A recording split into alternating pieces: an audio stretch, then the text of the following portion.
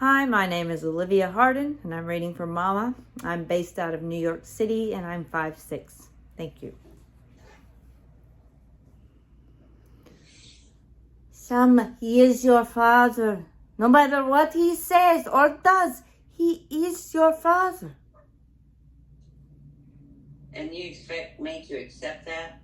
Like, just be obedient even though he's so hurtful all the time? I just want you to remember that at least you have a father. You guys are always talking about the worst case scenario. I can have a father and still not have a perfect life. This is why I study so much psychology, because I know you won't help me when I feel bad. I do help you. Most times I think I'd be happier if he wasn't in my life. I'd be better off. I don't say that, Habibi. You know, there were times I thought the same way about my father before he left. I would tell myself, I'm thankful that he is gone.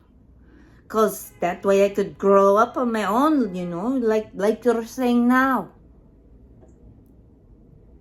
I'm not trying to be ungrateful about life, Mama. I know you've had it rough, but I'm allowed to feel sad about the way Baba treats me. You said it yourself, too. He's overly difficult with me. And I agree with you. I do. I don't know how to change that. And maybe there's no changing it. I don't know. So the most I can say is to be thankful for what you have. But maybe that's not helpful. I wish you could think back and remember the way Baba was when you were a little girl. And you were his pride and joy. And now? You still are. You know, the first thing I thought when I read the acceptance, the rejection letter, was that I won't be able to get away from him for another year at least. I can't do it. I can't keep feeling like I'm not good enough for him. I really do believe we want what we can't have. And I guess in your case, you don't want what you already have. And I get that. I really do. But I also don't want you to feel like your only option is to cut him out of your life. But maybe that's the option I want. I'm sorry about your dad, Mama. He really missed out. I'd still accept him back into my life if he wanted. I think about that every day. He is old now, but I'd give him another chance.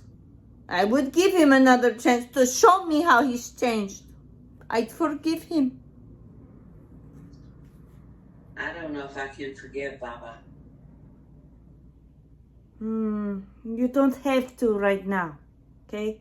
Fear does so much to harm to relationships. Your Baba needs to take care of that. He should have taken care of it a while ago. But I'll be there to help you through that if you let me.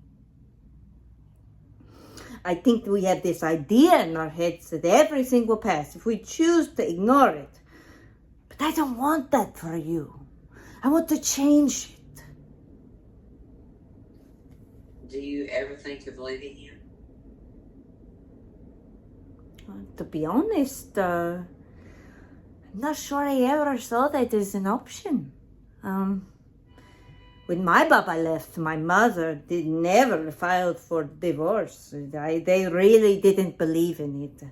But in my marriage, of course, there were several times when things would be really hard with him.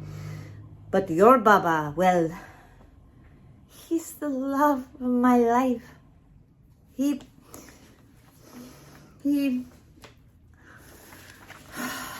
really did come from nothing and built a life here himself, and soon after for myself, and now for you too.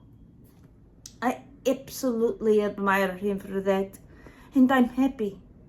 So if, let's say, that happiness goes away, or if it ends up not being enough, and then I'll think about your question again. But right now, I'm happy. Good. I hope you feel like you can speak your mind sometimes. You practically raised Tariq and I, Mama. You should have more of a say than he does when it comes to us. I know, Habibi. But I think you're right, you know. America is a whole different world from Egypt. And traditions can be changed and bent, and even if your Baba says otherwise, you're truly the most beautiful woman. Inside and out, you know. I couldn't ask for a better daughter. I know how it feels like everything has been crushed around you, but if it's any comfort at all, seeing your face every day reminds me that I have succeeded in life as a mother. And I'm not worried about you, Salma. That is something that will never change. I've never been worried about you making a wonderful life for yourself.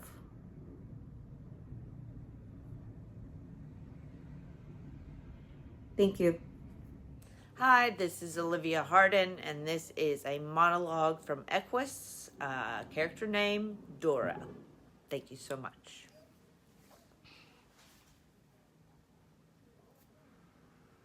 I'm a parent, of course, so it doesn't count. That's a dirty word in here, isn't it? Parent. I've heard it all my life. It's our fault.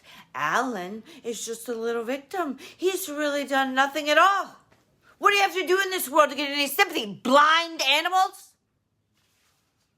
Look, doctor, you don't have to live with this. Alan is one patient to you, one of many. He's my son. We gave him the best love we could. I know about loveless homes. I was a teacher. Our home wasn't loveless. No, doctor, whatever has happened because of Alan. Alan is himself. Every soul is itself. If you added up everything we ever did to him from his first day on earth, to think you wouldn't find out why he did this terrible thing. Because that's him. Not just all of our things added up. I mean, do you understand what I'm saying? I want you to understand because I lie awake and awake thinking it out. You've got your words and I've got mine. You call it a complex, I suppose. But if you knew God, doctor, you would know the devil. You know the devil isn't made up by what mommy says and daddy says. The devil is there. It's an old-fashioned word, but a true thing. I'll go.